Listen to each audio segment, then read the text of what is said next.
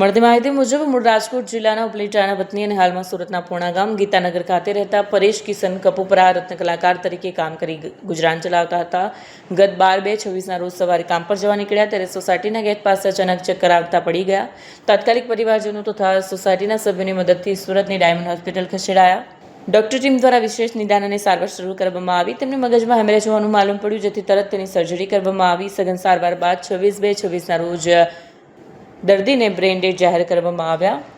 Brain dead જાહેર થતાં જ doctor Haresh Pagada administrate diamond hospital દ્વારા જીવનદીપ ઓર્ગન ડોનેશન ફાઉન્ડેશન ટ્રસ્ટના વિપુલ તળાવિયાનો સંપર્ક કરવામાં આવ્યો. પીએમ ગોંડલિયા, જસવીન કુંજડિયા સહિત ટીમ જીવનદીપ દ્વારા પરિવારજનોને અંગદાન અંગે સંપૂર્ણ માર્ગદર્શન આપ્યું અને પરિવારે અંગદાનની સંમતિ આપી.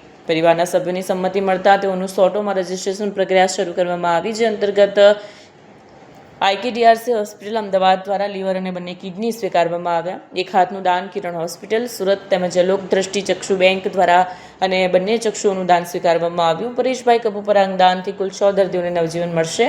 જીવનદીપ ઓર્ગન ડોનેશન ફાઉન્ડેશન ટ્રસ્ટમાં આ 30મું અંગદાન સફળતાપૂર્વક પૂર્ણ કરવામાં આવ્યું છે. Vipul Talavia, Jivandeep organ donation foundation Surat.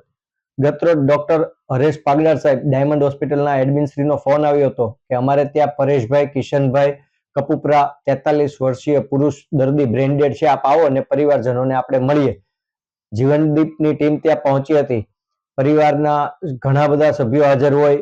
તેમના ધર્મપત્ની દિવ્યાબેન, માતા હેમીબેન, તેમનો દીકરો શ્રુત, તેમના માશેભાઈ નિલેશભાઈ અકબરી VHP સહિત સૌ પરિવારજનોને મળ્યા. માતાનો એક જ આગ્રહ હતો કે વધુમાં વધુ લોકોને નવજીવન મળે એવો પ્રયત્ન કરજો, સમયની ચિંતા નહીં કરતા. આવા ઉમદા વિચાર સાથે કુલ 6 લોકોને નવજીવન મળ્યું છે. બંને કિડની અને લીવરનું દાન IKDRC અમદાવાદ, એક હાથનું દાન કિરણ હોસ્પિટલ સુરત અને બંને આંખોનું દાન લોકદ્રષ્ટિ ચક્ષુ બેંક સુરત દ્વારા સ્વીકારવામાં આવ્યું હતું.